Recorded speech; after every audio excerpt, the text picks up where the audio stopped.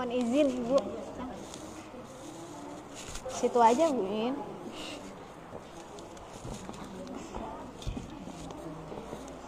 Tes. Bismillahirrahmanirrahim. Assalamualaikum warahmatullahi wabarakatuh. Waalaikumsalam warahmatullahi wabarakatuh. Hamdan wa syukran lillah, salatan wa salaman ala rasulillah Muhammad ibni Abdillah wa ala alihi wa mawalah, amma ba'du. Yang sama-sama kita muliakan pimpinan Majelis Taklim Sukari Al-Mu'min, Mamah Hajah Dewi beserta Bunda Hajah Ade dan keluarga besar Bapak Haji Saiful Adi Cahyono. Kita doakan semoga beliau beserta keluarga dipanjangkan umurnya, sehat walafiat, dan mudah-mudahan rezekinya selalu berkah melimpah, anak-anaknya dijadikan anak yang solih solihah, dan mudah-mudahan Allah karuniakan anugerah kebaikan yang banyak.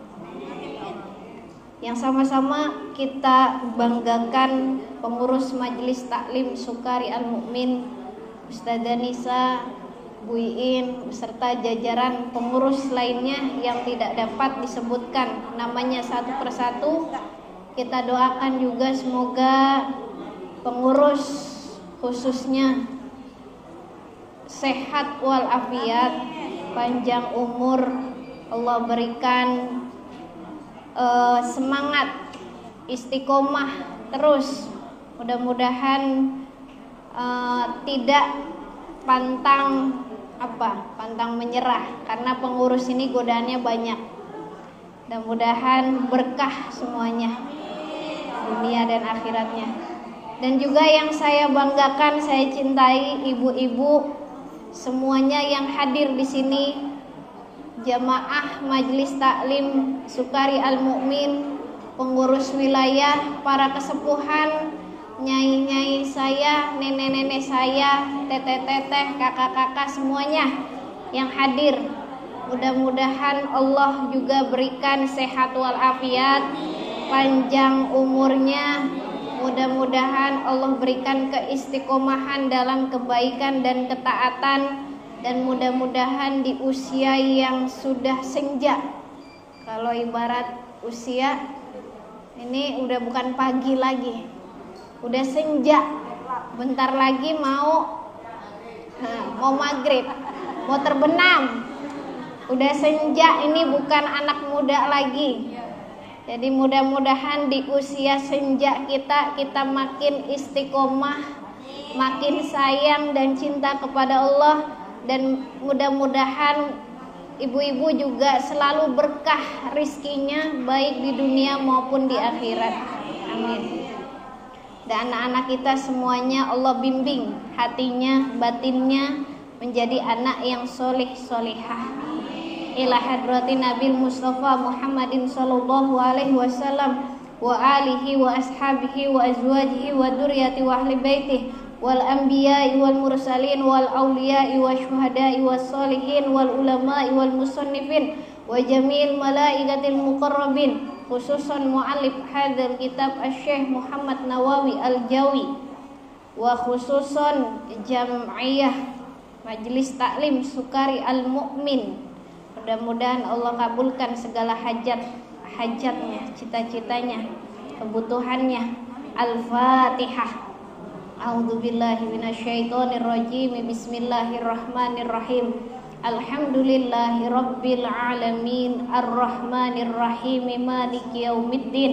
Iyyaka na'budu wa iyyaka nasta'in. Ihdinas siratal mustaqim, siratal ladzina an'amta 'alaihim ghairil maghdubi 'alaihim waladdallin. Rabbighfir lana wa liwalidayna amin. Jadi minggu kemarin kita ngaji kitab tentang zakat di dalam kitab Mau'izatul Mu'minin. Sekarang kita ngaji tema gantian. Tema yang diambil hari ini adalah berdasarkan fenomena masyarakat sekarang mungkin melupakan, banyak yang melupakan salah satu pilar yang penting. Jadi kita ini punya 3 pilar, Bu. Iman, Islam, dan ihsan. Insya Allah kalau rukun iman ibu-ibu sudah pada tahu semua, sudah pada yakin semuanya insya Allah. Masyarakat semua insya Allah, umat Islam semua beriman dengan yakin. Insya Allah Islam, ibu, Islam kita semua, masyarakat iman dan Islam kita insya Allah sudah yakin dan juga sudah melekat Islamnya. Tapi yang banyak kita lupakan, masyarakat lupakan saat ini adalah yang satu lagi. Padahal ini penting.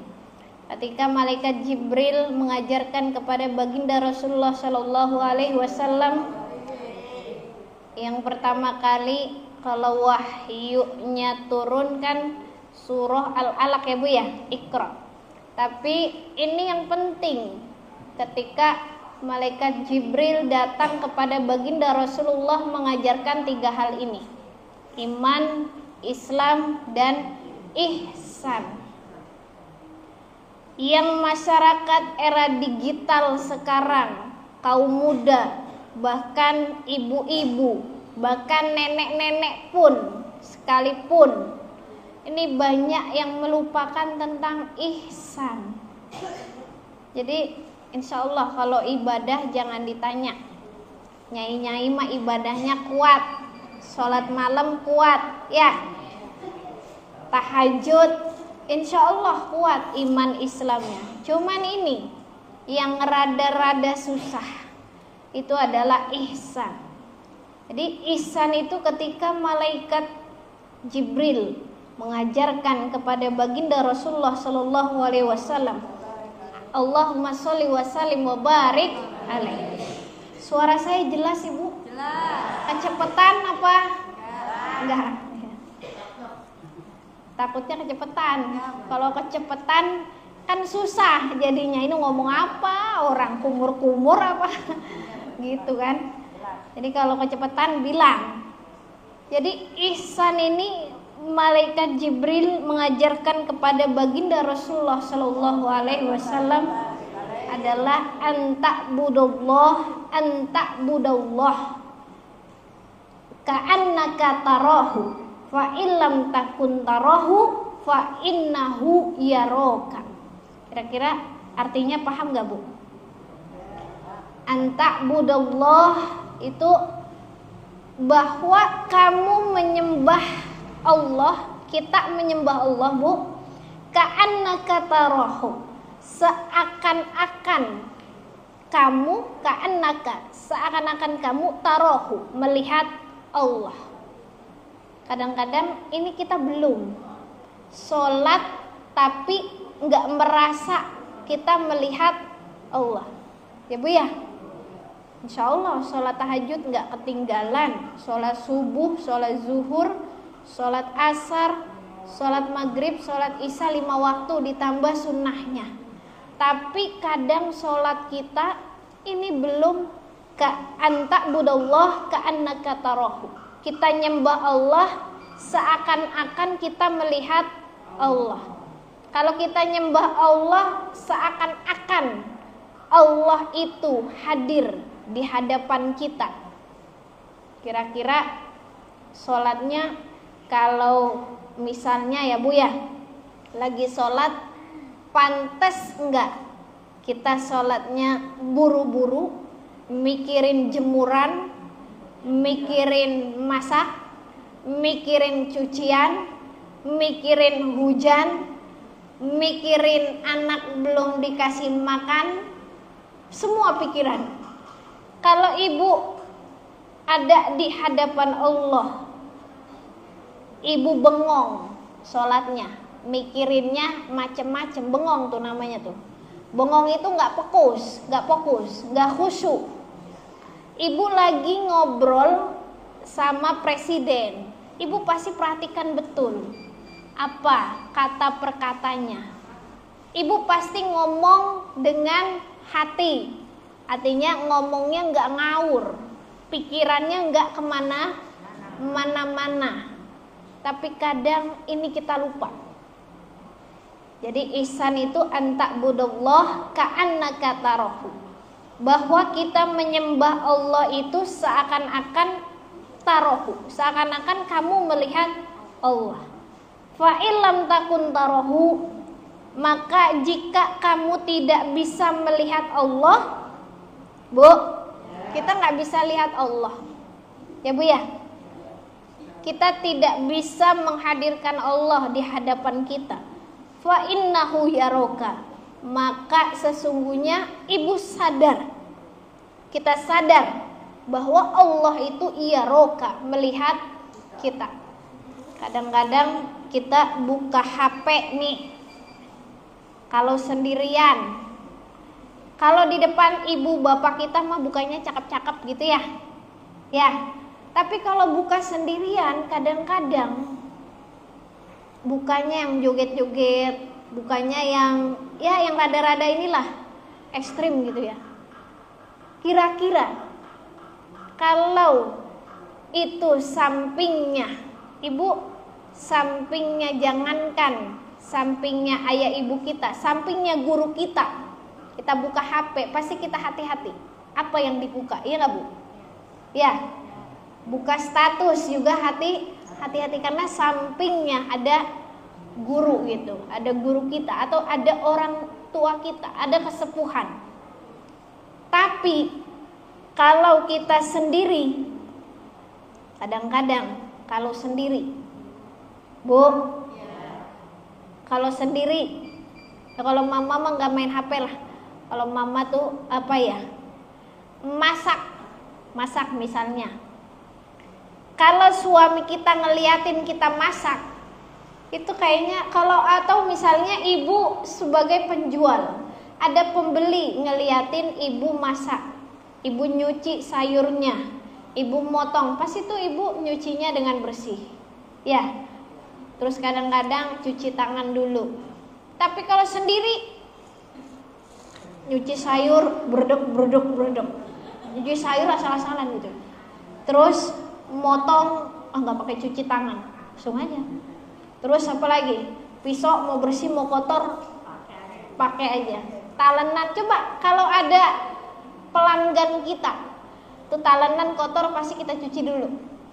Kita merasa diliatin, ya. Tapi kalau sendiri, kadang-kadang kesendirian kita tidak merasa diawasi oleh Allah. Padahal ini adalah hal yang penting. Ihsan, berbuat baik, itu merupakan tanda iman dan Islam. Kebaikan sebagai perilaku, baik itu ada orang, banyak orang, maupun tidak ada orang. Ibu merasa dilihat sama Allah. Bu, udah sampai situ belum? Ibu mau ngomongin orang. Ibu mau ngomongin orang. Ingat, ya Allah, iya orangnya nggak dengar, tapi Allah dengar, Allah tahu, Allah nggak suka aku seperti ini. Itu namanya ihsan. Ibu mau kalau ada orang sholat buru-buru gitu ya, maksudnya buru-buru tepat waktu maksudnya. Giliran sendiri, tadulah nanggung. Iya. Kalau sendiri, tadulah tidur nanggung banget nih, ngelonjarin kaki dulu. Kalau ada orang, Allahu Akbar, udah azan ya, buru-buru kamar mandi, wudu. Itu namanya belum ihsan. Ihsan itu kita merasa dilihat sama Allah. Paling tidak pertama, kita merasa melihat Allah. Allah ada di sini. Oh, Allah ada di hadapan kita. Walaupun kita nggak bisa melihat Allah, tapi Allah lihat kita. Bu, jadi kita belajar ihsan. Usia udah senja, Usia udah senja, masa belum merasakan nikmatnya ihsan, nikmatnya kita diawasi sama Allah dalam hal apapun, bekerja, ibadah, semua yang baik-baik kita merasa dilihat oleh Allah. Kalau ingin ngegertak hati yang tidak baik, ingat, oh iya, dia nggak dengar aku omongin, orangnya nggak dengar, tapi Allah yang mendengar kita, Allah yang melihat kita.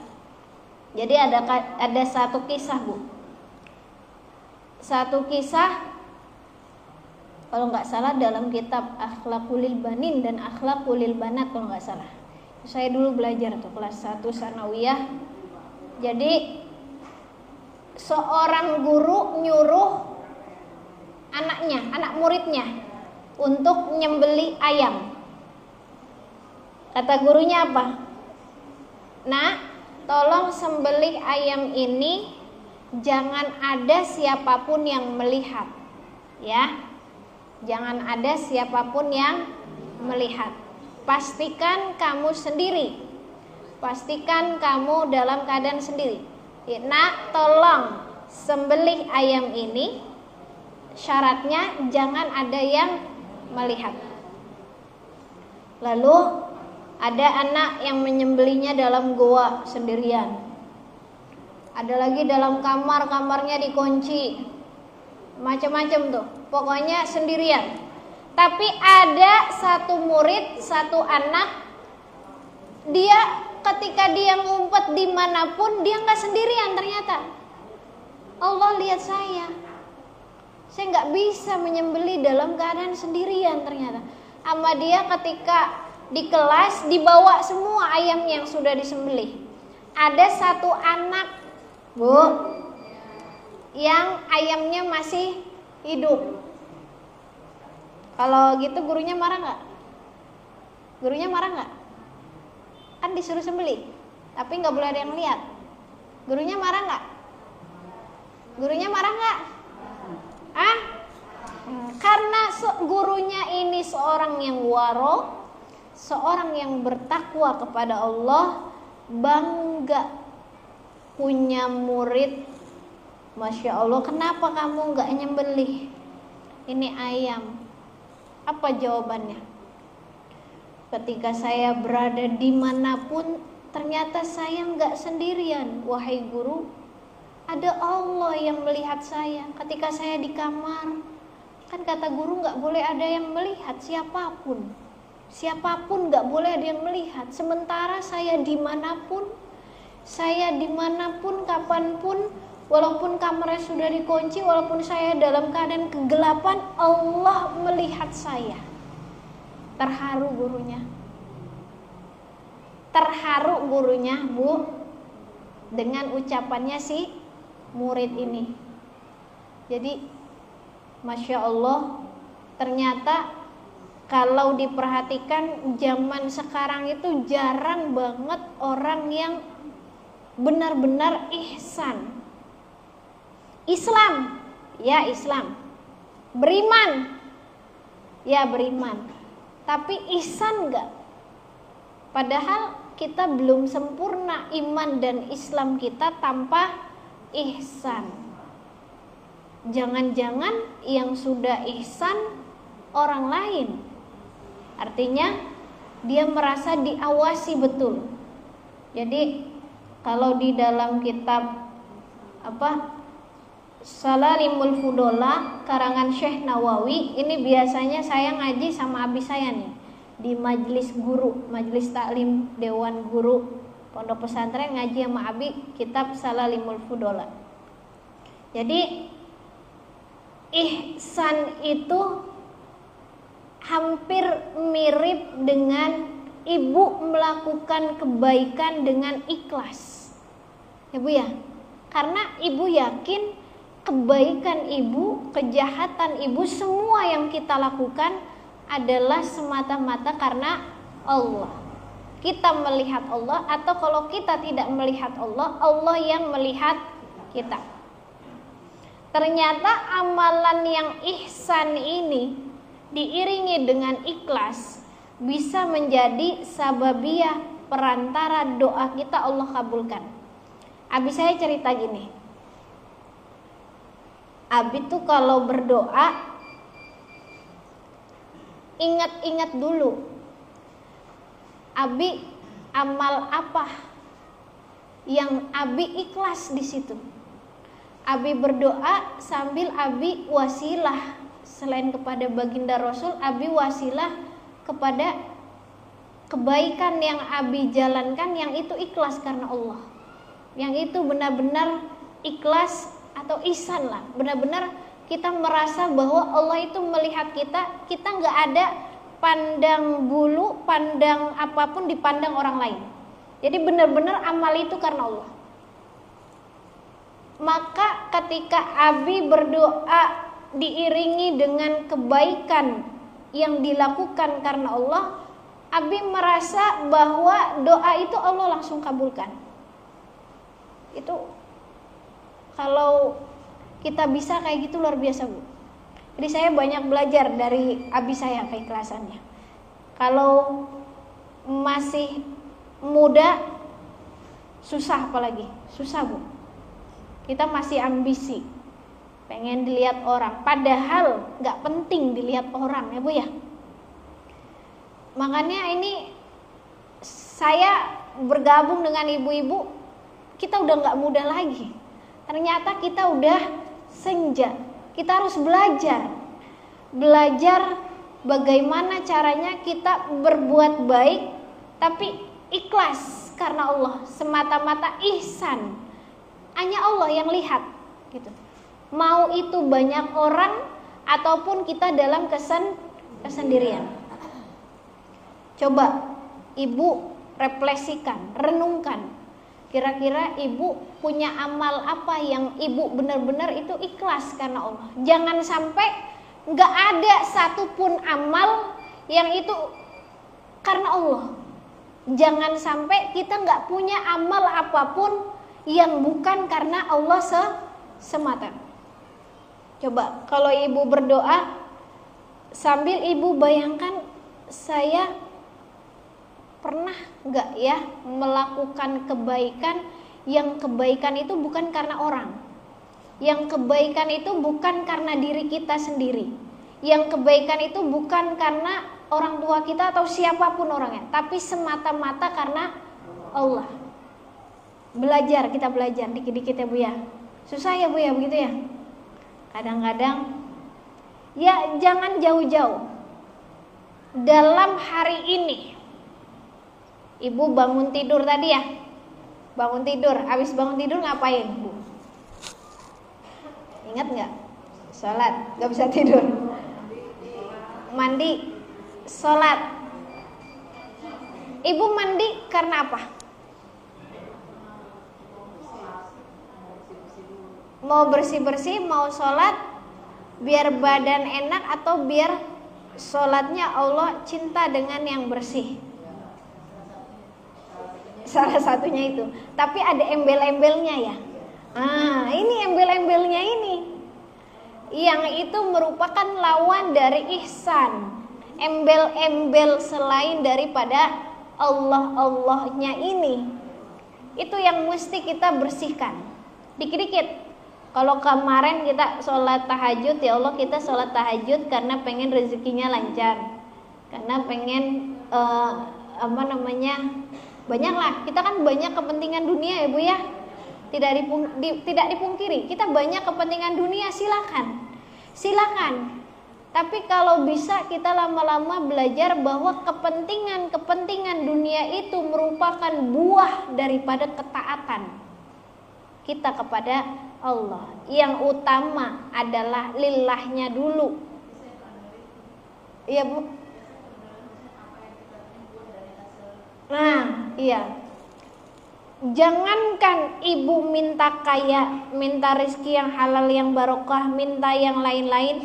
Kalau ibu sudah bertakwanya karena Allah, itu yang embel-embel itu, buah-buah dari takwa itu, dia akan muncul sendiri sebenarnya tanpa kita minta.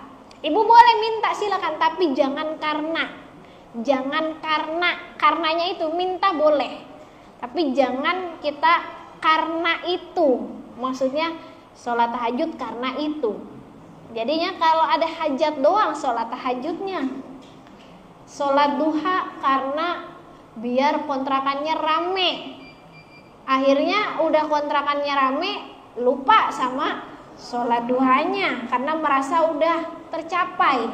Makanya ini embel-embelnya itu adalah buah daripada ketakwaan kita kepada Allah. Intinya kita ibadah ya udah karena Allah.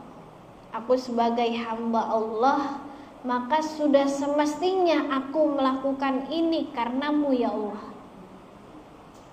Jadi fayakunu madhuhum wa dhammuhum sawa lam yakhsha laumata laimin fi dzil ula. Jadi adanya pujian mereka nih, mereka muji kita karena kita puasa Senin Kamisnya misalnya istiqomah, itu enggak berfungsi lagi buat kita. Mereka mencaci kita misalnya so alim, so rajin, apalagi lah, pokoknya dicaci lah atau apa gitu. Dicaci itu juga nggak ada harganya lagi. Karena apa? Ia tidak takut celaan para pengecam, ia tidak bangga dengan pujian. Kenapa? Karena satu-satunya fidzil ula, dia ingin menggapai derajat yang tinggi. Yang tinggi, derajat yang tinggi itu berarti Allah ridho kepada kita. Coba kalau Allah sudah ridho, Bu, semuanya dunia dan segala isinya Allah kasih kok. Allah kasih. Cuman kadang kita belum sampai Allah ridhonya. Belum sampai kita pengennya Allah ridho, tapi embel-embelnya dulu itu tuh. Iya sih pengen banget Allah ridho, tapi sebenarnya kita tanyakan lagi ke hati kita. Kita tuh sebenarnya pengen Allah ridho apa pengen kaya? Pengen Allah ridho apa pengen banyak rizki? Kalau banyak rizki bisa sesaat hilang. Tapi kalau Allah sudah ridho, rizkinya bisa terus ngalir, bahkan kekal. Jadi qala Syekhu Abu Madyana Al-Hadidi fil Hikam. Berkata nih Syekh Abu Madyan Al-Hadidi di dalam kitab Al-Hikam, alamatul ikhlas. Jadi orang yang ihsan itu sangat berkaitan dengan ikhlas. Karena tadi dia menyembah Allah itu seakan-akan Allah melihat dia. Kalau dia tidak melihat Allah, berarti seakan-akan Allah yang pasti akan melihat dia. Alamat ikhlas apa? Alamatul ikhlas. Alamat ikhlas nih, ayyafna, bahwasannya dia melenyapkan angka darinya al-khalqu makhluk fi musyahadatil haq, daripada di dalam penyaksian Tuhan. Bu, jadi kalau ibarat kita ikhlas nih, kita ngaji ikhlas karena Allah. Mau jamaahnya dikit, mau jamaahnya banyak, kalau karena Allah mah ayo aja gitu ya, datang aja. Kita ikhlas karena Allah.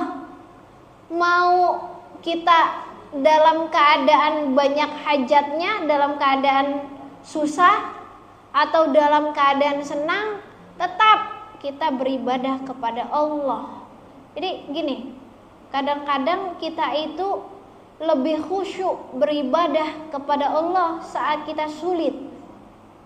Kenapa kita lebih khusyuk beribadah kepada Allah saat kita sulit, Bu? Karena kita banyak maunya. Karena kita banyak maunya bukan Allah. Maunya yang sulit itu dimudahkan. Kita banyak hajatnya, boleh banyak hajatnya, tapi harusnya kita khusyuk, kita hati kita, artinya kita beribadah kepada Allah mau dalam keadaan senang maupun dalam keadaan susah. Jadi ini Masya Allah ya Bu ya, berat. Jadi mau kita terang-terangan beramal, banyak yang lihat, sama seperti kita beramal dalam keadaan sendiri. Jadi mau dalam keadaan sendiri atau mau dalam keadaan banyak, kita amalnya sama gitu Bu. Amalnya sama. Jadi kalau Abi menjelaskan gini, ciri-ciri orang yang ikhlas, ciri-ciri orang yang ihsan. Ciri orang yang ihsan itu kalau dari Abi ada 6 cirinya. Yang pertama, orang yang ihsan itu dia tadi ikhlas. Ikhlas dalam bertakwa kepada Allah. Bu? Kalau frekuensi saya sama ibu mungkin masih berdekatan. Artinya kalau saya sama gen, saya ini pertengahan. Ketika saya sama anak-anak muda, maka saya akan lebih banyak bahas tentang HP. Anak-anak muda itu zaman sekarang nggak lepas dari HP dan media sosial. Kalau saya sama ibu-ibu, kebanyakan pasti pekerjaan rumah. Karena ibu-ibu nggak lepas kerjaannya sehari-hari, ngurus anak, ngurus suami, beres-beres rumah, masak. Ada yang kerja juga. Kalau HP sih jarang kayaknya ya, nyai-nyai mah jarang. Maka ikhlas ibu dalam ketakwaan kepada Allah Bu. Ibu masak sehari-hari. Karena apa? Ya jauh-jauh dulu, jangan ke sholat dulu. Ibu masak kan tiap hari. Karena apa?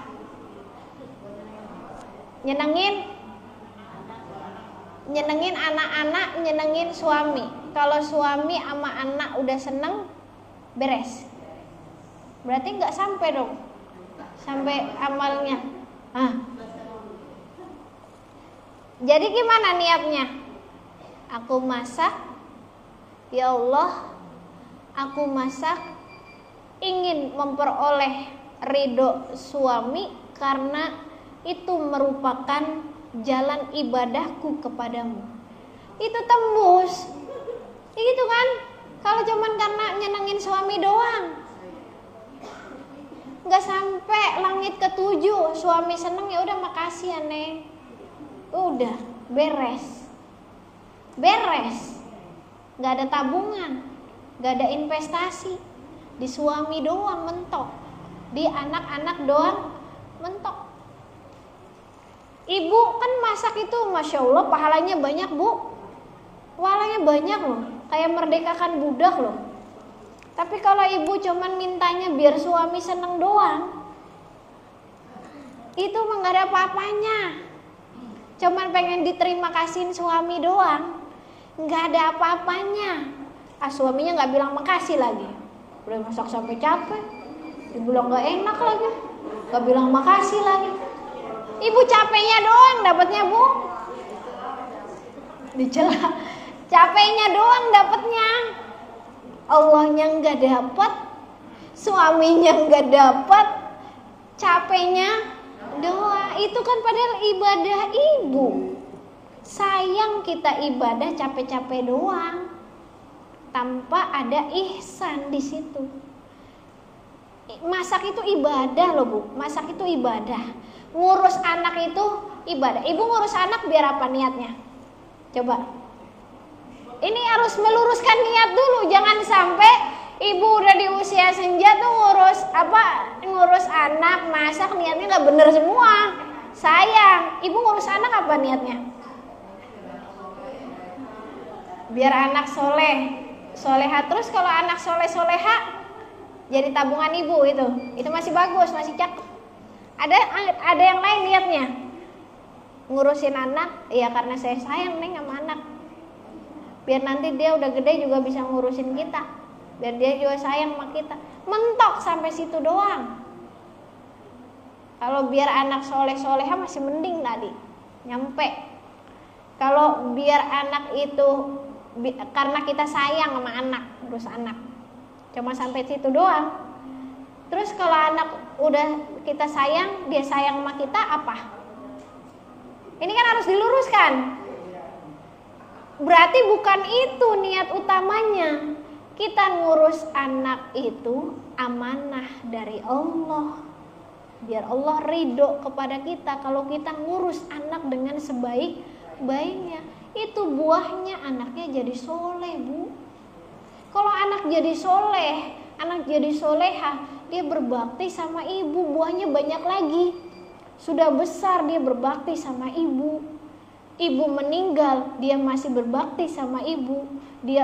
Anak berbakti itu memberikan kebaikannya di dunia, memberikan kebaikannya di akhirat. Itu buahnya banyak. Ya Allah, jangan sampai kita ngurus anak kenapa? Ya karena anak kita sayang sama dia. Kita manjain apa aja. Salah niatnya. Jadinya mentok. Jadinya nanti apa? Soleh-soleha enggak, berbakti enggak. Yang ada dia udah gede, dia ngujat ibu. Dia ngujat ibu, dia ngebalikin lagi. Mama maunya doang. Gitu kan? Mama maunya doang. Emang apa? Orang dulu juga emang ngurus saya ada maunya doang kan? Biar saya nanti bisa ngurusin emak lah kan gitu.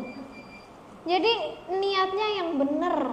Biar apa? Biar buahnya kembalinya juga benar baik. Jadi anak soleh. Jadi ibu punya anak nih ya Bu ya. Punya anak. Anak itu nanti dia bisa menjadi anak yang albar, berbakti, atau nanti kelak anak itu bisa menjadi orang yang durhaka. Itu kan ibu kan bukan mendidik barang. Yang ibu didik itu jiwa, ruh, ada ruhnya. Ada jiwanya, ada akalnya, ada hati nuraninya, ada semua lengkap fi ahsani taqwim. Kalau kita ngurus yang pertama niatnya udah gak benar, apalagi mendidiknya salah langkah, apalagi gak bisa jadi teladan, bisa-bisa tuh anak ibu tumbuh dia bukan berbakti kepada ibu tapi dia jadi musuh ibu. Banyak Bu anak jadi musuh, ya nggak Bu? Banyak juga anak yang berbakti, banyak. Artinya kadang-kadang kita begini, anak kita berbakti tapi nanggung, ada maunya. Kenapa? Mungkin niat kita sebagai orang tuanya belum lurus. Bu, dalam mendidik anak belum menggunakan ihsan ini. Belum menggunakan ihsan. Anak iya diajarin sholat. Anak iya dikenalin sama Allah sama baginda Rasulullah. Tapi dalam perilaku ibunya belum mencirikan ihsan. Jadi nanggung. Dia berbakti kepada ibu tapi nanggung. Kalau ada maunya doang. Ada gak kayak gitu? Ada nggak?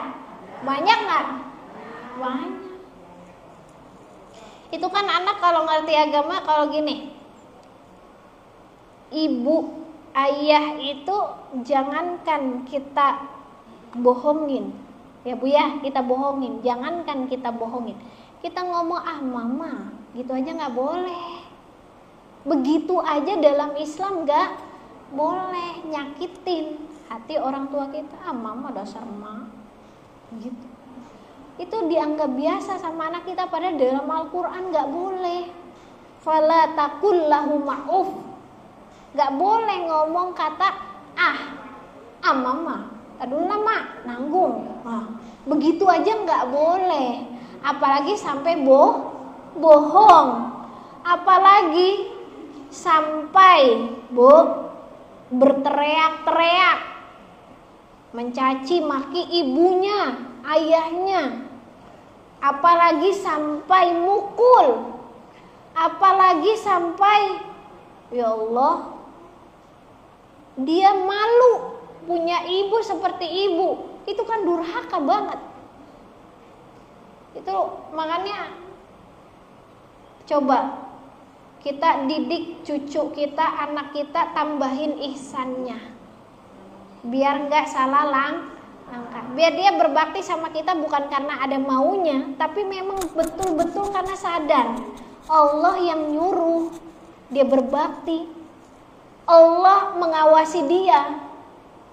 Jadi kalau udah ihsan, insya Allah dia dalam keadaan sendiri, dia dalam keadaan banyak orang juga, ibu dia nggak bakal berani ngelawan sama ibu, bukan karena ibunya, tapi karena Allah.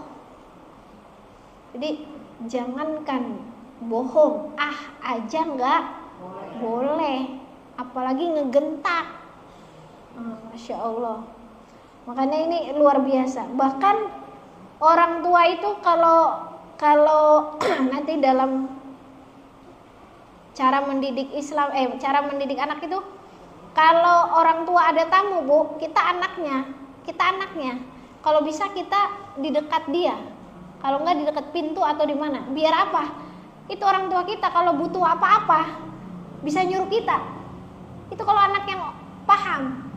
Kadang-kadang kita mah kan kalau orang tua lagi banyak tamu, mak mau jajan, ya pura-pura pergi biar apa? Gak disuruh-suruh.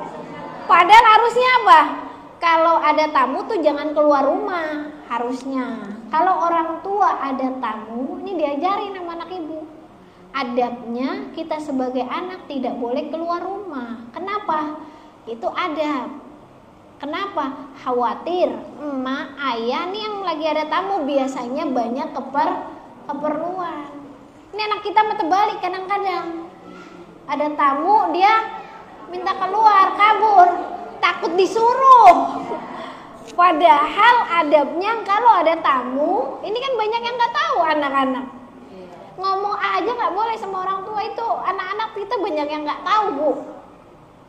Kalau ada tamu, adabnya, nih emak dibilangin sama guru emak, kalau ada tamu, neng tuh nggak boleh keluar di sini. Ajarin, pahamin. Biar apa emang mak? Biar kalau nanti ada kebutuhan apa-apa, mak gampang manggilnya. Mama dasar nyuruh-nyuruh mulu begini. Anak kita bisa balikin ya Bu ya? Masya Allah. Orang disuruh sholat aja sabar apa mak? Sabar. Orang siapa yang nyuruh sholat, siapa yang suruh sabar? Kadang-kadang saya aneh. Ini neneknya nyuruh sholat, orang tuanya nyuruh sholat. Sabar mak. Lagi anaknya lagi main HP. Neng, misalnya siapa ya? Sholat neng. Ya saya suka ngedenger itu anak zaman sekarang. Sholat. Tadi dulu apa mas? Sabar.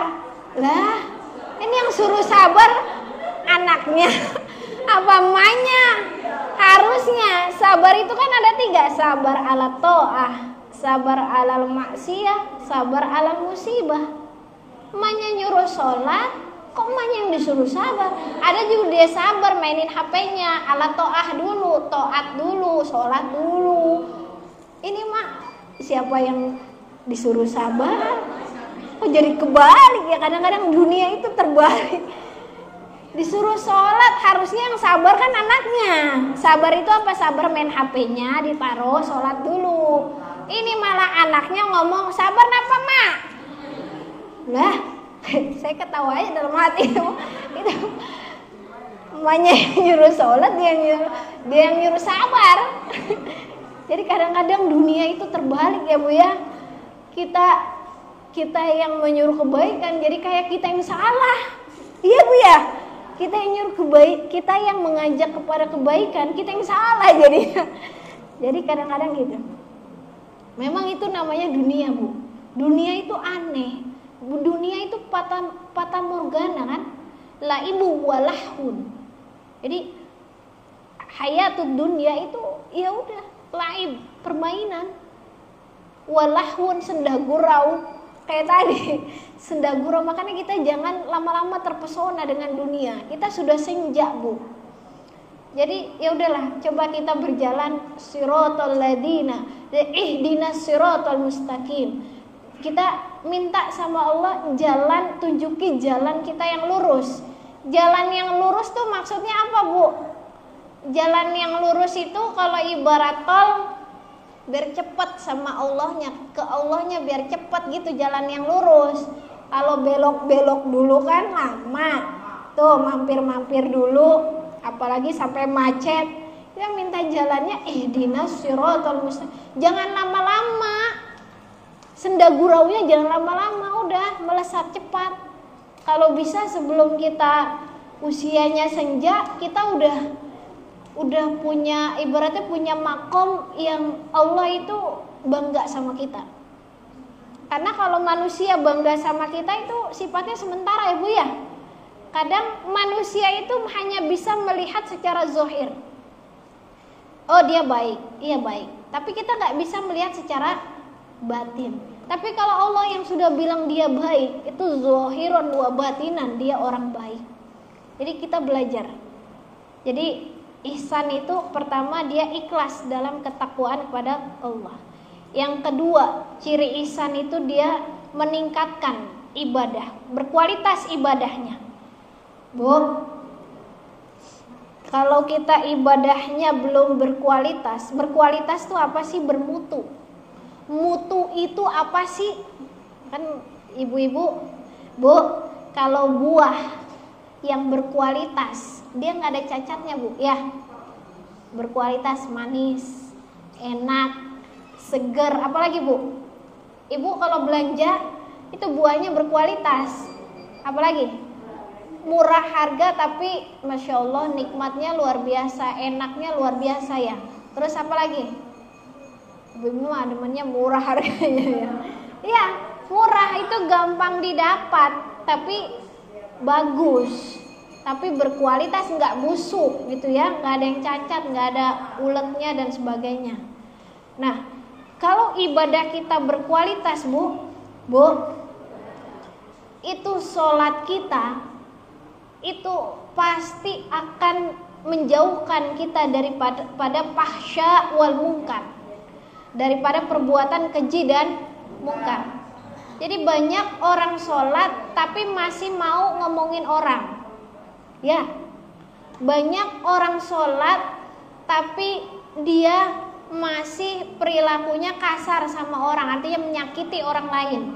Banyak orang sholat tapi dia zolim sama orang lain, itu namanya ibadahnya belum berkualitas. Kita belajar ibadah berkualitas tadi dengan ihsan tadi. Sholat kita, ya Allah ada Allah. Jangan kita Allahu Akbar, Allahu Akbar, Allahu Akbar, Assalamualaikum warahmatullahi wabarakatuh. Geren ada orang lain doa dulu, zikir dulu. Geren sendiri, Assalamualaikum warahmatullahi wabarakatuh, langsung aja. Ya kan gitu kan, manusia kebanyakan begitu kan, munafik kebanyakan kan belum ihsan. Kalau ada orang kita lihat-lihat dulu, kalau ada orang biar ya masa iya habis sholat langsung buka mukena gitu kan, nggak enak kan. Tapi kalau sendiri itu Masya Allah Bu, belajar istiqomah berkualitas ibadah kita susah. Tapi kita usianya udah senja, mau sampai kapan begini terus ya Bu ya? Mau sampai kapan kita ngarepin orang lain terus, padahal orang lain gak ada juga tuh gunanya buat kita. Dia pasti akan ninggalin kita kalau kita udah gak punya manfaat sama dia, iya gak Bu? Tapi kalau Tuhan kita, Allah ninggalin gak? Kita gak punya manfaat sama Allah aja, Allah gak ninggalin kok. Kita buruk sama Allah aja, Allah gak bakal ninggalin kita kok. Kita jahat sama Allah aja, kita munafik sama Allah aja, tapi Allah gak pernah ninggalin kita. Allah tetap kasih rezeki kepada kita.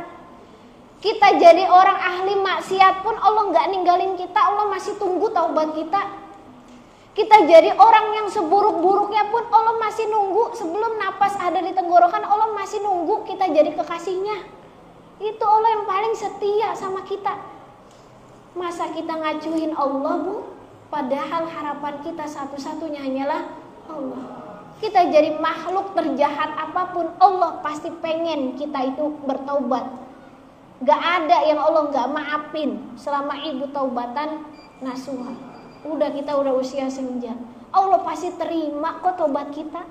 Seburuk apapun masa lalu kita, seburuk apapun sholat kita, seburuk apapun ibadah kita, seburuk apapun perkataan kita, seburuk apapun kita mengacukan Allah, tapi Allah tetap nungguin kita jadi orang yang baiknya karena Allah. Bu, belajar kita ihsan dikit-dikit. Kalau nyai-nyai mah saya yakin udah artinya tuh udah belajar nyai-nyai mah udah ibaratnya udah ditinggalin anak-anak udah gede, udah banyak yang pada punya kesibukan masing-masing. Itu hatinya udah sunyi tuh.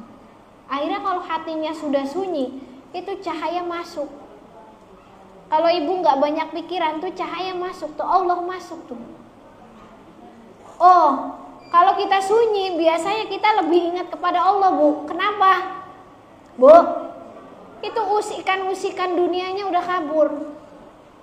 Orang kalau udah sepuh itu biasanya hidupnya sunyi, tenang. Tapi kalau ibu udah sepuh belum tenang, berarti ibu masih berisik. Ibu masih banyak banyak yang mengganggu dunianya. Padahal dunia itu ya itu tadi, lahun wa la'ib, hanya senda gurau, hanya la'ibun wa lahun, hanya permainan. Orang dunia mah kadang-kadang orang baik bisa jadi jahat ya Bu ya? Iya enggak? Orang jahat bisa jadi baik. Ya begitulah namanya dunia. Nanti kita terusin minggu depan kalau belum. Dikit lagi.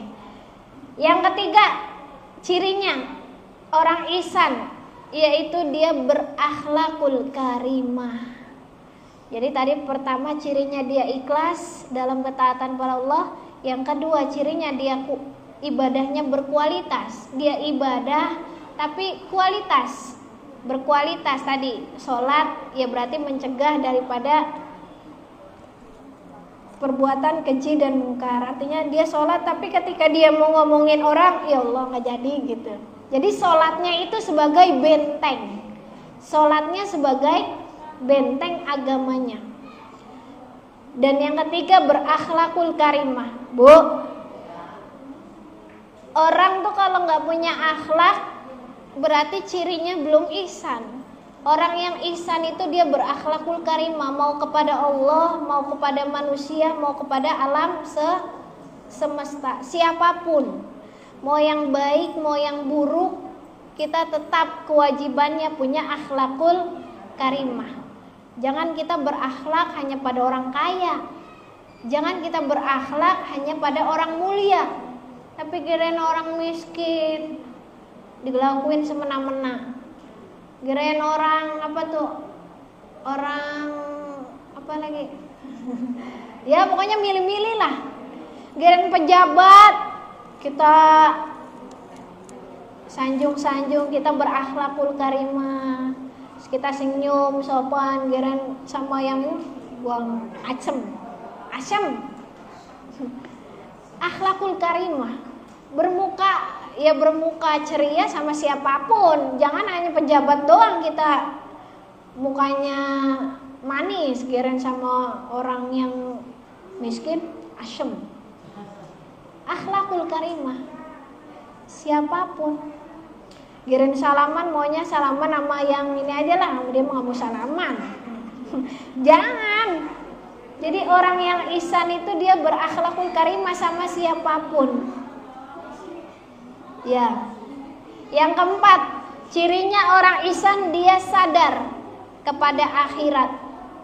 Ini kata habis saya, kita itu harus sadar bahwa kita itu di dunia hanya sementara.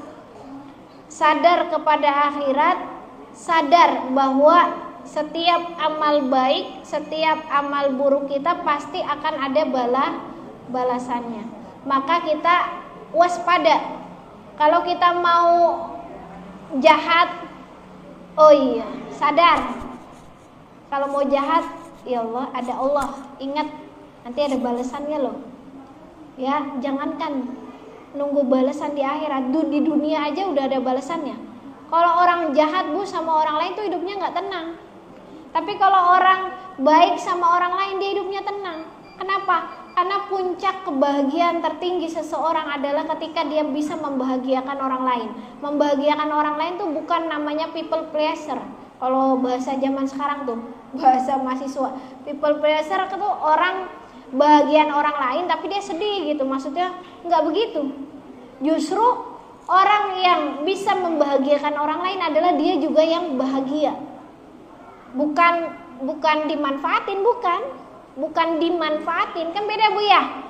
Orang dimanfaatin kan dia membahagiakan orang lainnya terpaksa, hanya dimanfaatkan saja, hanya kalau ada maunya saja. Tapi ini dia sadar kepada akhirat bahwa setiap apapun yang dia lakukan, baik itu kebaikan ataupun kejahatan, pasti akan ada timbal baliknya, pasti akan ada sunnatullahnya. Bu, kalau kita bertakwa sama Allah, oh kita sholat, bukan hanya sholat, oh kita berbuat baik sama orang, nggak nyakitin orang, nggak ngambil hak orang lain, pasti hidup kita tenang. Coba kalau sehari-hari kita demennya, Bu, sehari-hari demennya ngomongin orang, pasti hidup kita juga nggak bakal tenang. Ngapain ngomongin orang mulu, pusing mikirin masalah sendiri udah banyak, mikirin masalah orang. Itu orang apa ya, beli mobil baru lagi gitu kan, ngapain mikirin orang. Itu kayaknya orang HP-nya baru ya, dari mana ya, ngapain mikirin orang. Itu kayaknya orang apa, bajunya kayaknya bagus-bagus terus sih, ngapain mikirin orang. Udahlah, iya, sadar. Pusing Bu, ya, pusing mikirin orang. Itu orang kenapa bisa beli tanah baru ya, ngapain mikirin orang. Udah, setiap orang punya hidupnya masing-masing. Kita yang penting berbuat baik saja, nggak usah jahat lah semua orang. Lagi nggak ada ininya juga kok, nggak ada untungnya juga kita jahatin orang, nggak ya Bu ya? Malah kalau kita jahatin orang kita nggak tenang lagi, nggak tenang kita jahatin orang. Kita mah kalau jahatin orang itu hidup kita juga nggak bakal tenang, karena hati nurani itu nggak bisa dibohongin. Manusia itu condongnya kepada kebaikan, setan lah, hawa nafsu lah yang mengajak kita kepada kejahatan. Itu nyesel pasti.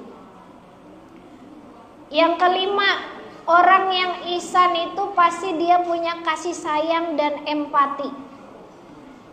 Kasih sayang dan empati tuh nggak bisa lihat orang lain tuh kesusahan gitu. Artinya ya Allah, kayaknya tuh orang apa ditinggal sama ayahnya, kasihan banget ya, anaknya banyak lagi 10 berderet. Udah mah jandanya udah tua lagi, anaknya masih pada kecil-kecil, ya kasihan gitu. Kita kasihan gitu, bukan hanya kasihan tapi kita empati, memberikan apa yang kita bisa bantu. Itu orang yang punya ihsan. Dan yang terakhir, orang yang punya ihsan itu dia nggak sombong, tapi dia rendah hati.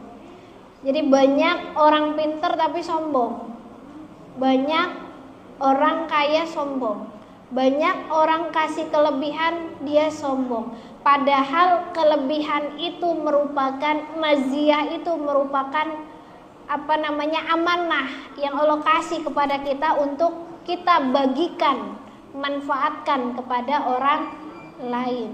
Bu, jadi kalau kita kaya jangan mentang-mentang orang kaya. Itu kan kita maziyahnya di situ, di harta. Berarti Allah kasih kita harta agar kita bisa nolong orang yang kesusahan.